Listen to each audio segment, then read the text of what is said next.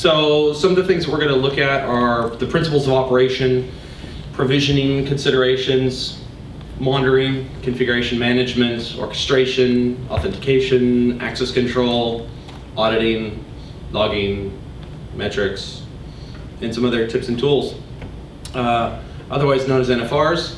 And these are all the very exciting things. So I don't have to guess for the next hour. How many would identify as system administrators versus devs? How many? And then engineers?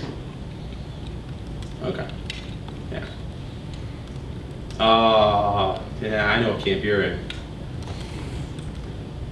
So those of you who have followed me in my blog and stuff have noticed that probably 2 years ago, 2.5 years ago, I sort of stopped blogging about Solaris because there's only so many times you can write about it without sounding too redundant, and got very interested in what has become known as DevOps. Because at the end of the day, software sets the stage, but you have to fill that stage. The considerations of operating a large-scale business are far more interesting to me than the in and outs of the operating system, particularly because, I mean, especially here, so many of us have been doing this for so long, you know, at some point you want to do something with it and concern yourself with that. So I became very interested in what became known as DevOps. And sort of a roll-up of what DevOps is all about, for those of you who have heard about it but not looked at it too much, it's really about three things: the collaboration of people, the convergence of process, and the creation and exploitation of tools. And a real goal is trying to provide quality and value to customers. It's very much about being concerned with the end customer and the service that we provide them, the value that we provide them, and not overly concerning ourselves with IT for the sake of IT. Things can get a little mundane when you're just serving internal customers, but when you're serving external internet-facing customers, they don't give a rat's ass which technology they use. They don't care if it's SmartOS or Ubuntu or you know, an RS6000 or an x86 box. They don't give a crap. They just want quality service. So we want to concern ourselves with how we provide that. It's very much concerned with flow and encourages systems thinking on a broad scale. Trying to look at the entire organization as a system, not just the computers themselves and the software that runs all that, but also the complete organization, the way that value flows through the organization, through executives and in dev and ops and QA and out to customers and back around. And it's very much born from the Toyota production system, Lean, theory of constraints, TSC, Agile, and the classical field and the MBA sense of operations management. On a more pragmatic level, here, when we set about going into operations, we're really concerned with trying to achieve three goals that we've inherited from our Lord, which is omnipotence, omnipresence, and omniscience. Right? We want to know all things, we want to see all things, we want to be able to do anything that we want anytime we want it. But since we can't do that, we want to be able to provide ourselves a way to make change simply and consistently. We want to be able to monitor everything and alert a human being when necessary. And we want to leverage a suite of tools to help us analyze problems quickly. Because man is mortal. So we have to put some rules in place for ourselves, some guiding principles in order to help us achieve our aims. One of those, and the most important within the joint public cloud and any large operation, is to invoke the no Snowflake Role. You want to minimize difference in your environment. You want to try and have the most consistent environment possible to avoid human error. The greatest way to screw something up is to make one thing non-standard, which we produce as a snowflake. Maintaining a set of standard operating procedures in order to ensure quality across the organization. Make sure that when you do things, you do them the same again and again and again. We want to make tools as simple as possible. We want to make them very productive, and we want to try and avoid ad hoc administration. When any given tool or procedure is too complex, the tendency of most administrators is to go rogue. Throw out the procedure, throw out the manual, throw out the given way to do it, and just do it yourself, which of course makes OS engineers really happy. And it makes us system administrators feel very clever, but it's not very productive. So we want to try and keep everything as simple and as predictable as possible, so they just don't have a reason to do that. The KISS rule always applies. Cleverness is temporary, but grokkability is forever. And we want to, as much as possible, leverage industry standard tools and stock supplied facilities. Customizing makes you feel very clever, and it's always doomed for failure. If for nothing else, at some point there's a rollover in staff, and the next person who comes in immediately says, I have no idea why you implemented any of this crap, it's all gotta go. And they do it all over again, which is not terribly productive. Not to mention that, of course, we want to be able to contribute to a wider body, right? We've all seen large organizations that did some really amazingly clever things, and they applied to no one but themselves. So thanks for contributing. So getting into the guts. Provisioning. I run SmartOS, so I don't really know what this means. Other people apparently spend time installing software and things like that, and I think it's stupid. So we just stopped doing that. Of course, with SmartOS, we have USB keys, ISOs, and PXE images that we can use. For any large-scale operation, when you start getting serious, PXE is the only way to go.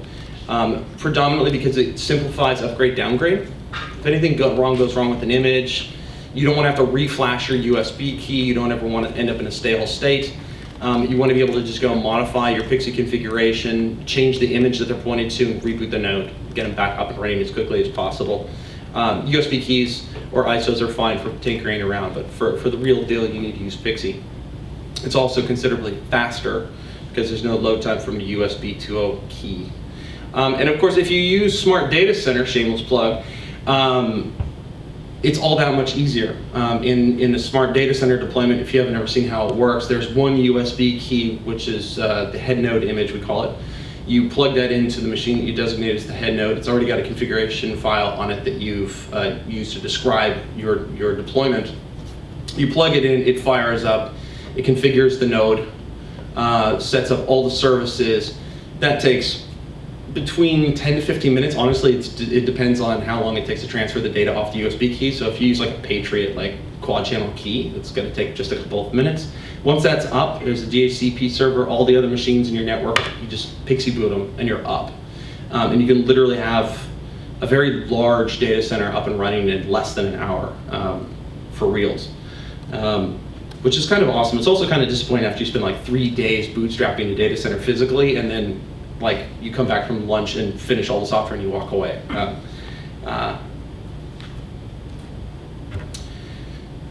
So once you've got your infrastructure in place, you've got to monitor it. You got to know what's going on with it. In the joint public cloud, we use Zabbix. It's a free and open software. It uses a proxy architecture to allow for multiple data centers easily, so you don't have these silos of monitoring that you later have to interconnect some other way. It can be used in both agent and agentless operation. We particularly like some of its agentless capabilities for things that we can't install an agent on, which can be controlled via IPMI or SNMP. One of the reasons I've been really happy with the Zabbix community is it was something that I was a big proponent of about 3 years ago, was why didn't any of the major monitoring solutions providers actually support IPMI? All your servers do. Why the hell don't you use this capability? Zabbix is the only one that actually took it seriously, because it's so stinking trivial to add. But nobody cares, they're trapped in the 90s. Agent, of course, is the way to go whenever possible, particularly in any Lumos-based system. And the agent is tiny. It's written in C, which is awesome. Why agents have to be written in some stupid scripting language is beyond me. And it can be compiled static for easy installation without any dependencies. And so when I work with systems, I want to touch them as little as possible. I want to just put in the bare minimum in order to make it do what I need it to do. I want to stick to, as much as possible, the original intent of the authors, if you will. Zabbix is extremely easy to customize and add custom metrics. It's just fantastic. We'll get into metrics a little deeper later on. And most importantly, it has an excellent dashboard which provides a single pane of glass view of your entire infrastructure. This is a real problem when you have a mishmash of different monitoring solutions, particularly in different diverse geographical locations. At some point, you're going to forget to check one of them. You need to have everything on one page in one place where you can see the complete status of your global infrastructure easily, regardless of the number of nodes that you have in it, which is one of the big reasons we went with it. On top of that, it includes historical graphing as part of the solution. It's not why we use it, but it's nice that when you do want to see a graph for, say, your planar temperature of a bunch of given nodes, not normally going to be looking at that graph, but if there's a temperature spike, you're probably going to be curious when it started. You're going to want to look at it so it's already there. If you do look at using Zabbix as a solution, the one thing to know, its Achilles heel is the fact that all this power is possible because of the fact that it uses one giant database at the middle of it. You can use any database that you want. Everything from DB2 to Oracle to MySQL to SQLite is supported. I highly recommend Percona. At some point it will scale to the point that it will start to fall over. Percona is a fantastic solution, especially if you're not from the school of people who immediately throw SSDs at any given problem before actually looking to tune. One side word here, a number of people still continue to use Nagios. It is considered the industry standard tool. It's also one of the reasons that a recent movement has cropped up in the last year and a half, which is the hashtag monitoring sucks movement. You will notice, and I'm trying to continue to get the word out, people who think that monitoring sucks 10 times out of 10 are Nagios users. So work that math out. I love monitoring. This is one part of the dashboard just to give you an idea of what's so powerful about it. The unfortunate thing about pulling examples from joint operations is I can't actually show you any of the descriptions of anything. But anyway, those are different data centers spread across the world. Those are all my alerts. No, I didn't make them all go green just to make you happy.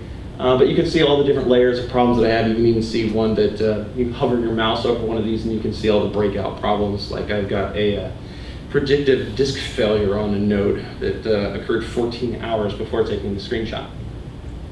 So this kind of observability into your entire infrastructure is extremely powerful. So monitoring, of course, is a complex thing in and of itself. And when you use an agent, there's a tremendous amount of power that can be harnessed, but of course you've got to get that agent out there. Definitely the way to do this is using Chef. We distribute it via Cookbook. Said the agents there's only 4 binaries. They're small, they're C, they're static, so I distribute those as part of my cookbooks. It only consumes 128K. So there's no need for any kind of packaging mechanism or overhead like that. Alerts that are generated out of the system, we generally, each operations staff member gets it via Jabber in real time. We also get emails directly for our own personal archival purposes. And anything that's designated as a disaster, meaning that there's a serious service impacting issue, all get sent through a service called PagerDuty. So anybody who's in operations who hasn't heard of PagerDuty needs to go and learn it immediately.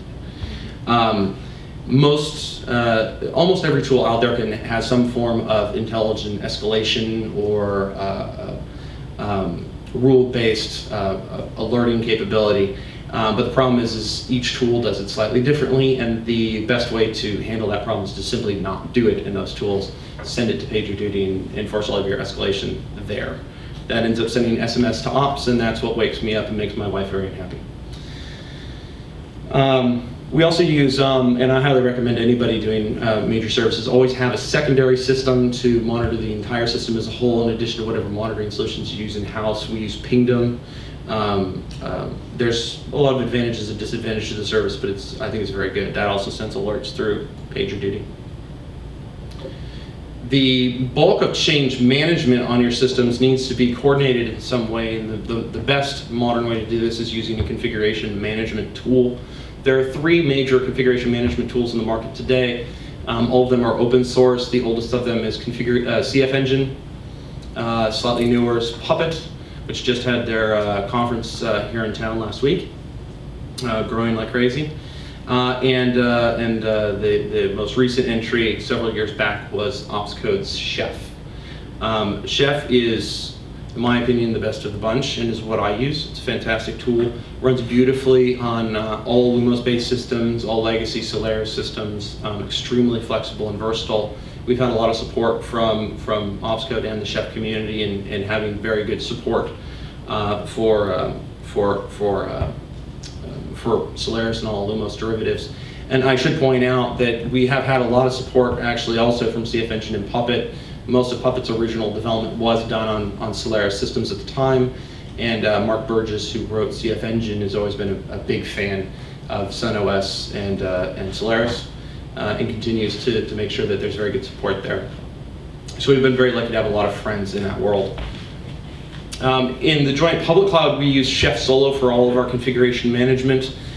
Chef, in most of these tools, can connect to a server, which will provide configuration, distribute, store data generated by the agents, and do something with it. In my mind, that's just a giant scalability problem waiting to happen, particularly because a lot of the servers used are using very complex tools, databases, and interconnects, and all kinds of fancy open source stuff that I don't necessarily believe that the authors fully understood the scaling ramifications of them, and I certainly don't, and I've got better things to do than mess around with that. Solution is just to run all your configuration management locally, which we do using a tool called Chef Solo. The way that this works out in practicality is that once a SmartOS machine, will say, it could be anything else, once your smart machine has been installed, you would log into the box. I use what's called a Bootstrap Script. The Bootstrap Script is just a bash script that downloads a fat client, creates the Chef Solo configuration, which has URL pointers to the cookbooks and an attributes file, creates an SMF service and starts it. Very, very simple. Curl, URL, pipe to bash, and you're done. Node will then run Chef. All remaining configuration happens, and anything that I could possibly want to do has been done in an idempotent, declarative way, and I know that it is exactly what it needs to be, and I'm a very happy camper. Each data center, one of the cool things about Chef is it uses this concept of cookbooks. Cookbooks consist of recipes which have resources on how to actually configure or perform some kind of operation on the machine. What makes Chef really special is the fact that those cookbooks are supplemented by an attribute file. An attribute file is a JSON blob with a bunch of variables. This can be seen as DNA. You take this DNA and you inject it into a set of cookbooks and you get an elephant. The beauty is that I can support multiple data centers, multiple configurations, multiple clients, never change any of my cookbooks. I simply change the JSON attribute file and inject it into the configuration. I get whatever I want. So it gives me a lot of versatility, and one of the reasons that we like it. In my case, I have one set of cookbooks. They're used for every client, every deployment, everywhere, anytime. So if you look inside of my cookbooks in the joint public cloud, we tend to have one large, high-level, most people call this base, I call it joint cookbook, which is responsible for doing everything. If there are any kind of aspects of the default installation of SmartOS that I don't like, there are permissions that I don't think are proper in the stock deployment, all those would be changed there. In my deployment, I deploy a BMC driver. SmartOS will, at some point in the very near future, have an IPMI driver in it natively. Since it doesn't exist today, I just sort of use the closed binary driver. Not for much longer. Oops. I have MegaSAS and all the other kinds of tools that I need for managing. Obviously, there are some potential concerns about me distributing any of that. A secondary cookbook gets loaded on top of it, which I call compute node or head node. That does things that are specific for a particular type of node. For our compute nodes, that generally does nothing at all. For our head node, that's what would set up all of our IPsec tunnels, all of our firewalling, and all that kind of fancy stuff. And then we have a number of other cookbooks that will run in it to supplement those for various configurations. One that does LDAP, which does the LDAP configuration itself. It modifies PAM for netgroup support, PAM list. We create user directories as necessary and configure ZFS for delegated administration, which is awesome. We also we have cookbooks like Zabbix for installing the Zabbix agents, Northstar for installing our custom metrics tool, BART for configuring BART log, a logging that configures all the logs, etc. Many of our cookbooks are being sanitized and opened on GitHub/join/SmartOS_cookbooks. There are a bunch there. You can see our whole framework for how we actually manage the framework, and with a global chef solo deployments, there's a make file. You modify everything up the way you want to, run make, it uploads it to a web server, and you're off and going. So it's all there.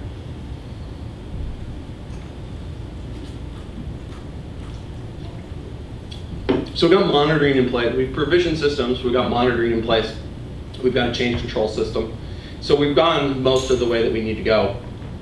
But of course, there are times when you're going to need to make a change on the fly. There are things that you couldn't foresee. And you're going to require some type of orchestration layer. This is generally some type of parallel SSH tool, regardless of what anyone tells you. We're really talking about ad hoc mass control of nodes. In my case, Chef and most other configuration management tools can be configured to run on a normal rotation. Every 15 minutes or 30 minutes or an hour, it will pull the latest configuration and apply it.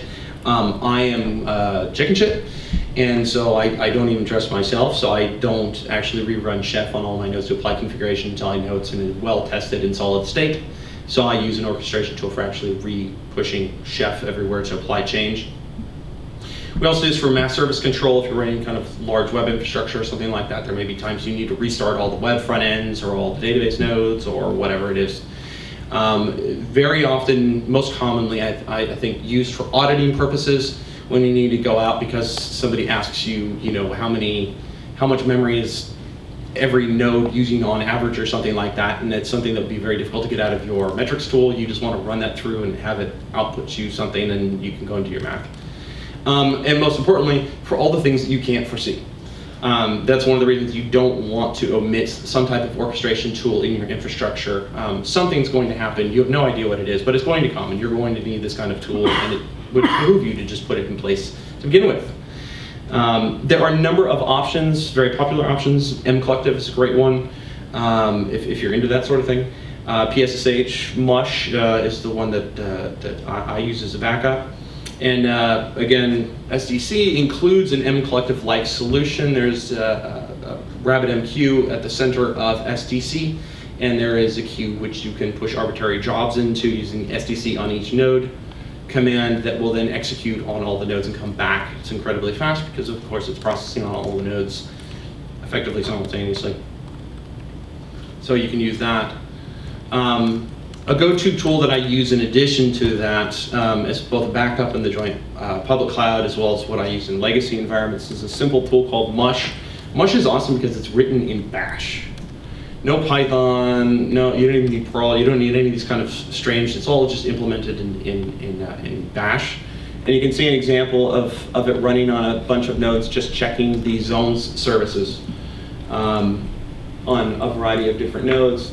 You can see another example where I can either give it a command directly, or I can actually create a script and then feed it the script. So I have a script which I prefix, suffix is mush, that just goes out and finds a number of running installed zones and then runs it across all the nodes.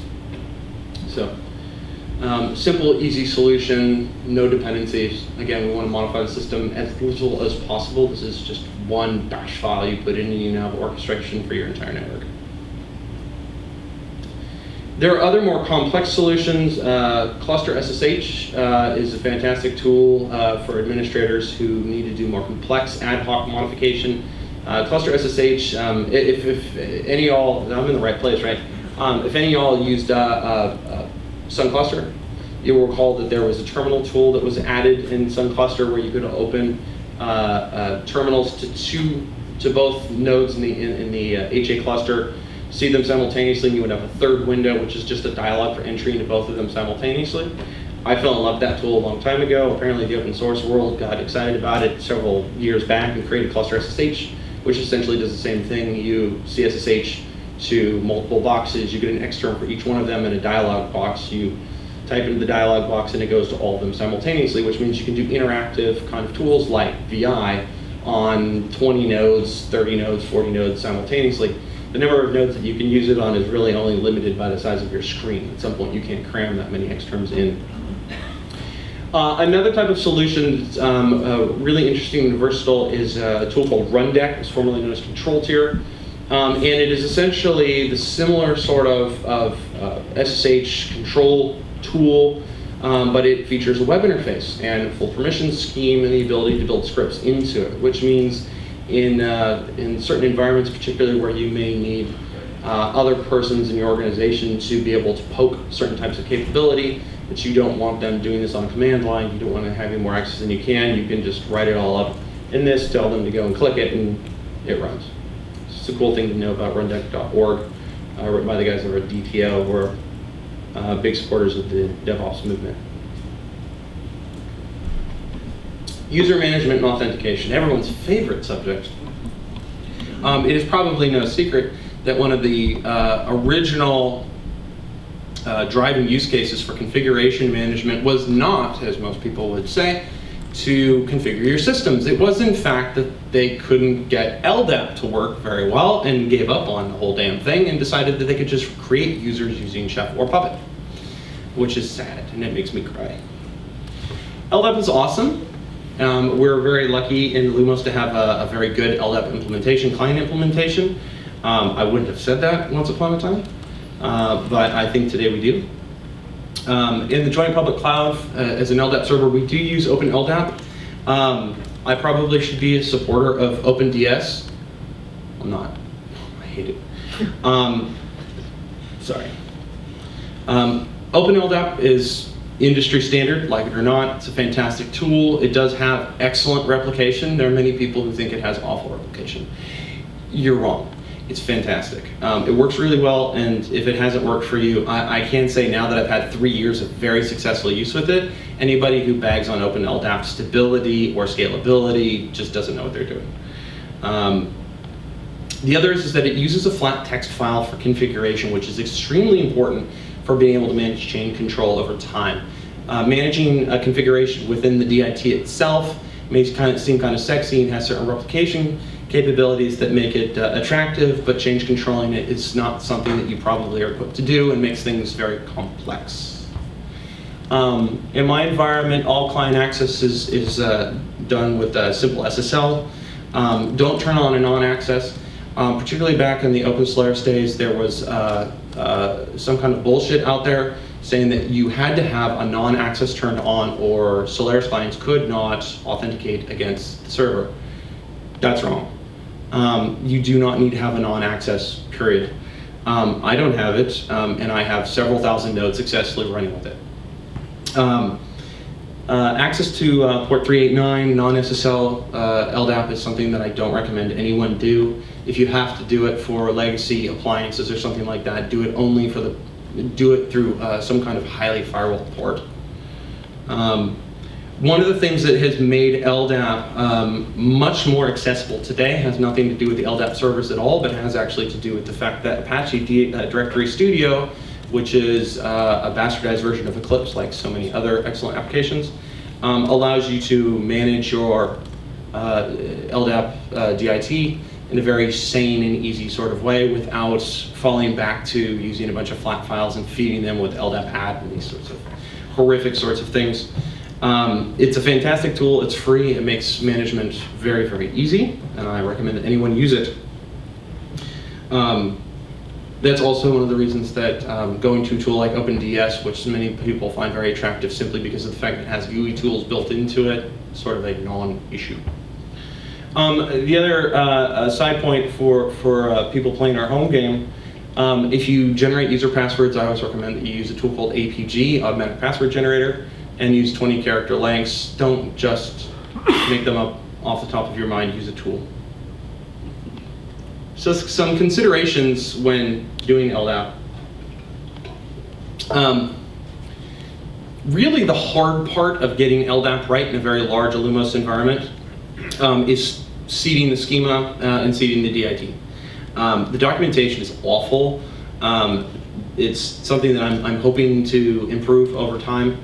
I do have an internal kit I developed several years ago called the Joint LDAP Kit that has all the necessary tools for doing CA creation and managing certs and creating the base schemas and all these sorts of things.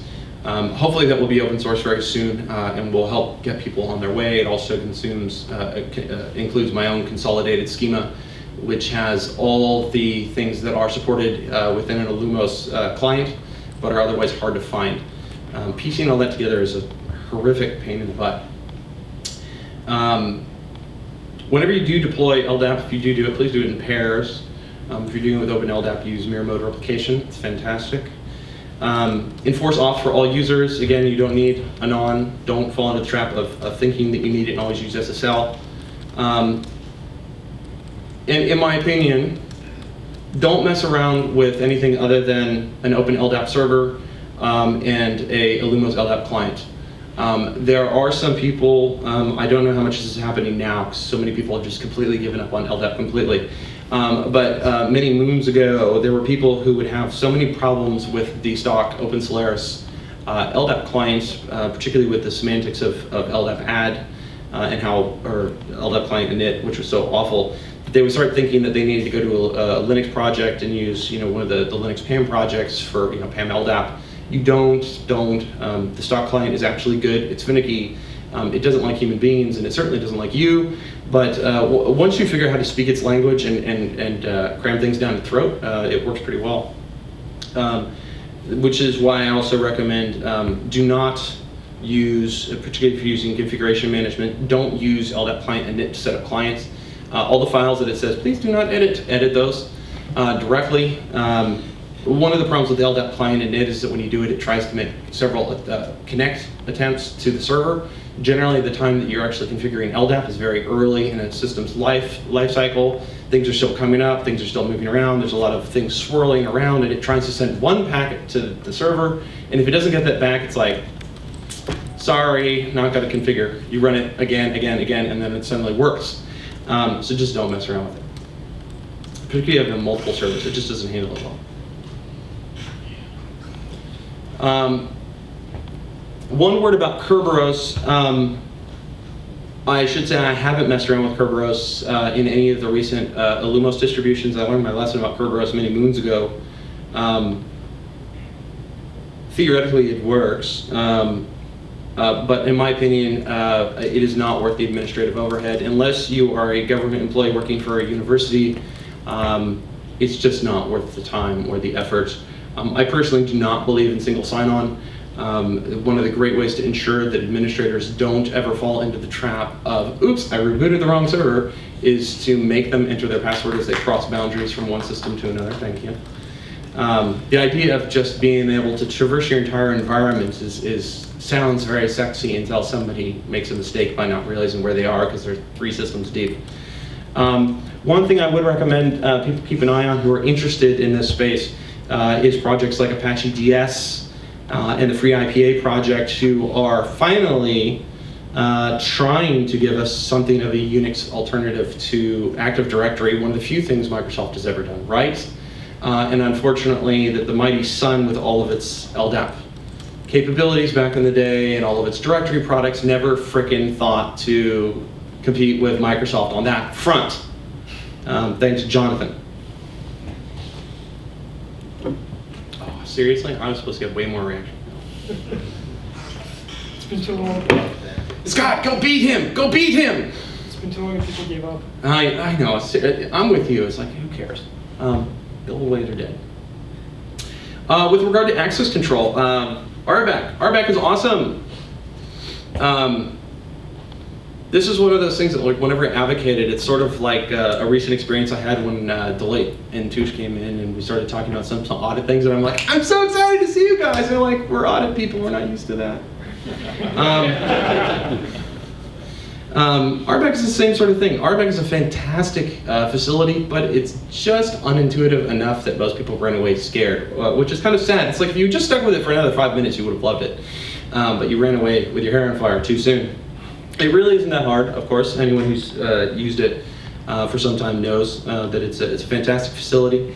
If you can integrate it with LDAP, definitely do. You want to consolidate as many things as possible. Again, minimal touch.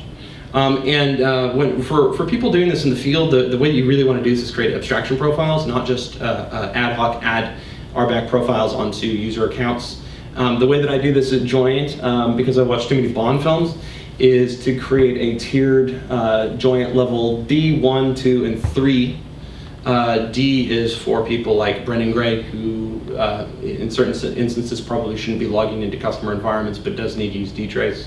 So we can give him just dtrace proofs. Joint level 1, normal user, he can look around, poke around the system, can also do zone and VM management. Level 2 can basically do everything but give themselves more privilege. And joint level 3 is UID equals 0. License to kill. License to kill. License to kill. There's only, I think, 3 of us right now in Joint that actually have level 3 access. It's myself, another guy in operations, and brain control. Because say no to him. Yeah, you know what I'm saying? So this is a simple example of RBAC for people who haven't seen it in its glory. In this case, this is a stock SmartOS setup, right? So I create a place for home directories, and I add a user, and I give them the primary administrator. It's a very common and everyone's favorite go-to profile. It allows anything that you run to be UID 0. It allows you to SU and all kinds of fun stuff. Set a password for the user once you've created it. And you can see that it makes a modification to user attribute. It's a user attribute. Log back into the system, try and cat C shadow, and I can't. Put pf exec in front of it. I'm now invoking RBAC, and I can. Simple. For people who want to learn more about it, the important things to note are these. Avoid the manuals because they make it sound way too complicated, but you've got authorizations, execs, and profiles. Profiles just bring together your authorizations and the execs. Pick the profile you like, put it in user attribute, or use a simple tool, and off you're going to the races. This is an example.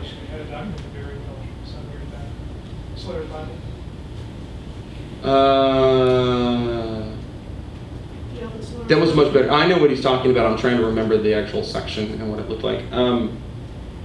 Yes, it was better.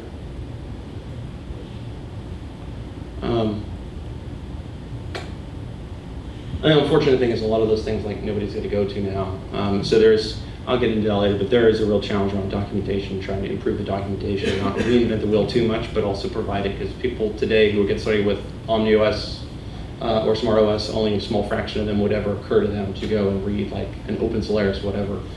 There are a number of people who are coming from the Linux world who don't realize the connections are so strong, which is surprising to us, but to them, they're like, how was I supposed to know? This is an example of RBAC and LDAP.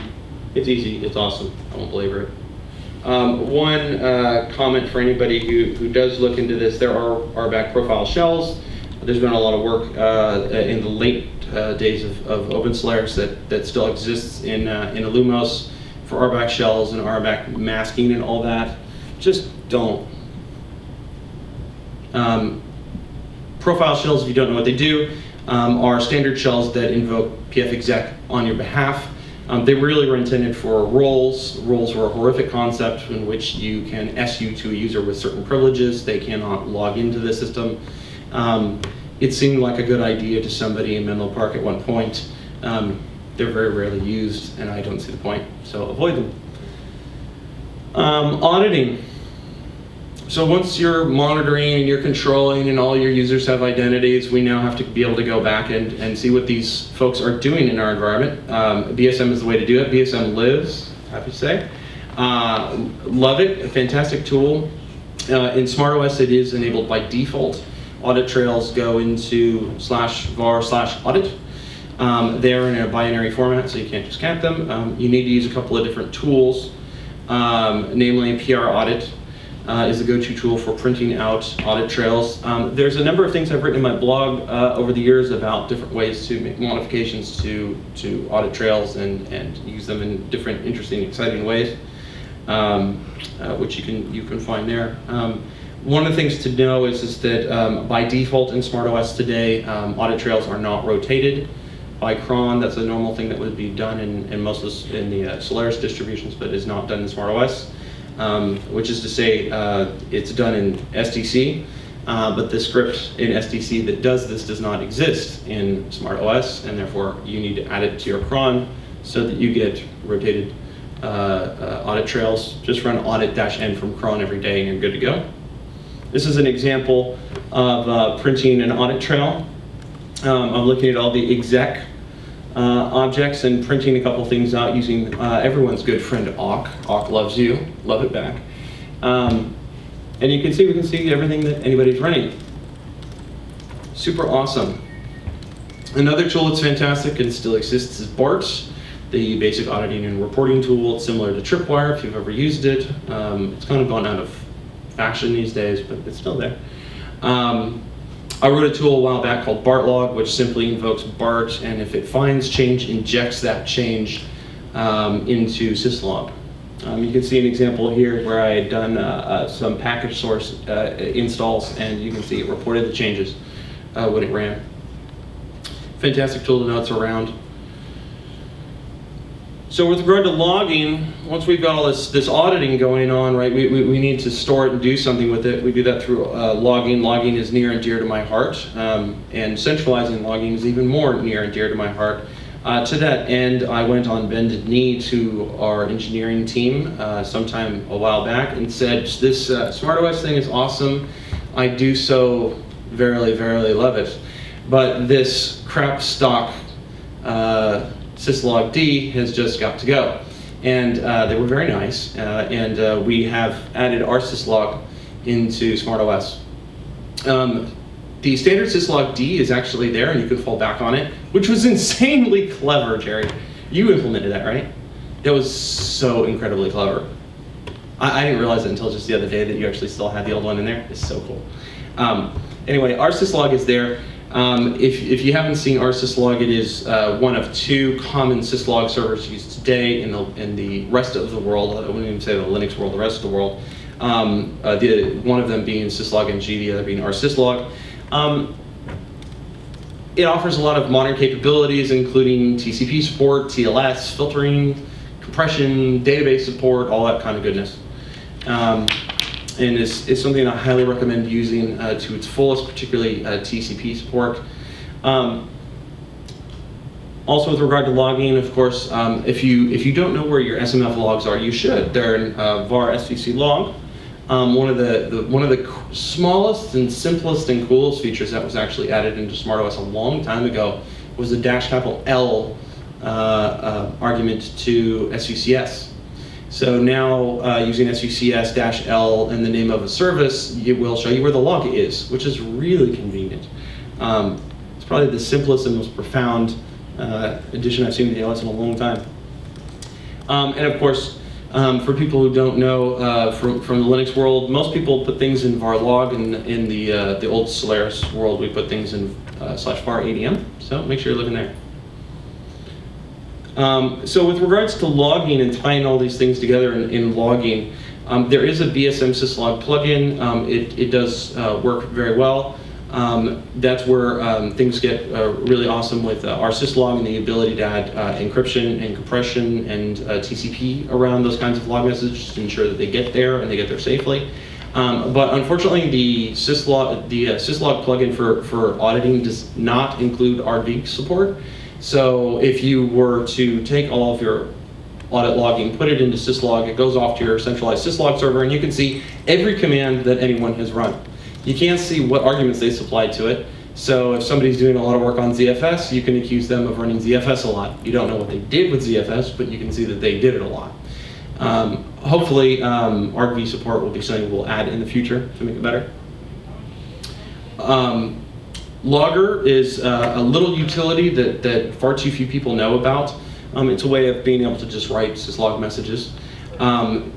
That's a great way to add to your scripts. Anytime you want to be able to output from some simple script and inject into the syslog stream, it's a great way of doing it. If you look at a lot of tools out there that claim to do all kinds of fancy things, they're just using something like Logger to inject it into the stream. Whenever possible, syslog, centralize your syslog, leverage our syslog's TCP capabilities for clients, if possible. Take advantage of things like filtering and those sorts of things. If you can afford it, buy Splunk. If you want something more flexible, or if you're geographically distributed and you don't want to use Splunk, look at Sumo Logic. Sumo Logic is a company that started up not long ago. Kind of a hosted software as a service logging analysis tool, very similar to Splunk. Fantastic, very inexpensive, highly recommended. If you're cheap, I'm cheap, consider Graylog 2, very powerful and constantly improving alternative to something like Splunk. There's also a tool called Logstash, which is all the rage in the the open spaces. So very cool for filtering and doing different types of things on your logs. And if you have way too much time in your hands, totally go Hadoop, because that's the kind of man you should be. There's all this admin's laughing. Metrics. Brendan Gregg and I are brothers at arms in trying to get the word out, and always have been, about the might that is KStat. KStats are awesome. Too few people know about them. KStats rock. KStats rock. KStats rock. Preach it, brother. It's just so amazing how often Brendan and I like do something and people are like, "Wow, how'd you get that metric?" We're like, "It's a KStat." And they're like, "Wow." Like, no, you can use it too. It's not like our secret samurai sword or something. Like, you can have it too. They're like, "No, you said KStat, and I've now tuned out." That alone is enough person to use the VOS. Seriously. You can't indoctrinate them into the priesthood of KStat. You must keep it exclusive. I know! It's like an exclusive club, just nobody shows up. It's like the door's open. Oh, I can't go in. So, of course, particularly in the DevOps, we've done a big job in the DevOps world of trying to promote the idea that if it moves, graph it, and if it's important, alert on it. There's generally this vibe, just monitor, graph everything all the time. That can be very difficult to do on a number of other platforms, but we have KStats, so metrics are just there, ready to use all the time. And anything there isn't a KStat for, use dtrace. So a short primer on KStats for all of our friends who don't spend enough time using KStats. It is just a registry of, I call it a registry, of kernel statistics. There are a great many of them. You can see here that just counting the number of them on a stock SmartOS system, there are 33,000 in the global zone. Most of them are simply counters, so in order to find out what the actual activity is, you're going to need to calculate the delta. And most of the tools most people rely on all the time, whether it's VMstat, IOstat, FSstat, or a variety of other stat tools, are all using KStats on the back end. For fun, once I rewrote IOstat in Perl just to prove that I knew how all the calculations were working. It's fun and easy to do. And here's a simple example of looking at the number of received bytes on BNX0, the MAC layer, sleep 60, run it again, calculate the delta. Why are you using BNX? Ew. What do you use? BGE, 1000, IGE. E1000. All of those are 1 gig NICs. BGE. BNX is 10 gig. No, it isn't. Rockin' the Sunfire. BNX is NetExtreme 2 chipset, Gig-E. BNX is going away. I'm thinking maybe BNX. Ignore BNX. Whatever. Somebody gonna port BCE finally? Oh, so bad. How much longer have we got? Moving on. Seriously. Whole thing's Making me feel like I'm at Lisa. People on YouTube are going like, "You didn't just say that." It'll be tweeted recently soon. But hopefully this time when I totally did something, nobody will quit. Briefly on case stats, I think there's still a lot of opportunity for a lot more of the system to be instrumented via case stats, and that's one of those side projects. Join is on the job, I guarantee you. And I should point out that you are now almost 10 minutes into overtime. Am I? Yep. Well, I'm going to be quick. There are a number of different excellent graphing solutions out there. RD tools, classic one, it's got performance problems, it's local, it sucks. Gangly is big, it uses RD tool, therefore suffers from the same problems. It's big, it's awesome, it's sponsored by universities and therefore cool. But everything's gone the way of Graphite. If you haven't heard of Graphite, it's the way that everyone graphs everything everywhere. And you're just not cool unless you use it. It's agentless and therefore insanely awesome. Here's an idea of old school RD, the way that we use it at Joint. This is some graphs from a tool called Northstar that I wrote in-house. It's all written in Perl. Doesn't modify the system and shows the differentiation between all the zones running out of the box. Hopefully I can open source it at some point because nobody cares about it but me anymore. Here's an example of why Graphite is so awesome. You just send it a simple TCP packet with a little tuple there of key, value, date. You send it in. Once it's received by the server, it's stored in the database. You just keep chunking off values to it. Then you go to a URL, tell it to render, and tell it what you want to render, and this is what's called URL API. And you can see here with hide target, that's the key. And then the amount of time that you want to graph. There's a whole bunch of other things you can add, and bam, you got a graph. You can also output into raw CSV, JSON, XML. You can see examples of how you can do this with dtrace, using the same, this basic pattern, running to dtrace instead of outputting to screen, it outputs directly into netcat and sends it off, which is useful for a variety of strange places where just having dtrace output isn't sufficient. You need long-running metric graphs over a period of time, which I've used in a lot of cases for like NFS servers where I need to see fine-grained latency on old amounts or something. So generally, all you do is you just create an aggregate, output it, take out one of the columns and send it off via netcat. Easy. Other tools, I'm including some of these because I've been told that there are people who do not know about the existence of P files. If you don't know about the existence of P files, I understand your life sucks and you probably think Truss is way too cool. The P tools are awesome, they exist. It's something that we need to help, especially, I mean, I think from a general standpoint, we have to, I think, bear in mind that a lot of us in the illumos community come from the old Sun community, and we've been around for a long time. Regardless of what our individual ages are, we have a very kind of long view. There's so many people coming in now who are excited about things that their first distribution was Ubuntu, right? Which, yeah, there's one. No, I mean, to me and to some of us, like I said, regardless of how young or old we are, some of us that's like ludicrous. Like Ubuntu just showed up last week as far as we're concerned. We're still trying to get over this whole thing. And they're logging into systems and wondering why their normal Ubuntu tools don't exist. And we're like, holy crap, whippersnapper, what the hell are you talking about? They don't understand some of the legacy conventions, and they certainly don't know about some of these tools that exist. So we have to sort of restart evangelizing our own platform and making system administrators aware, because they don't have the space. They didn't learn Solaris in college. They didn't have a Sun workstation, and they don't even know what Spark is. Other tools to know about, FSStat. In SmartOS, we have two awesome tools that can save you a lot of time and hassle, ZIOstat and ZMemstat, several other tools. If you have IPMI on your x86 servers, use it. I miss big Spark servers and all the amazing things that I could do in their service processors. I used to work on big, huge computers for banks, and I was cool. It was like a Ferrari. It was like $1 million computer, and it was so cool. Because when I was in high school, I really wanted to work on Craze, but they're not much fun, so I worked on big Spark servers. And now I work on freaking x86 pieces of crap. It's so totally unsexy and cool. I hate it. But IPMI is the best we've got, so use it liberally. It's a facility that's there on almost all standard workhorse servers. Use it. I know there's tools like LLDP, and there's a fantastic tool called getldp.pl. You can find it on Google. You run it, it's Solaris friendly, it uses Snoop.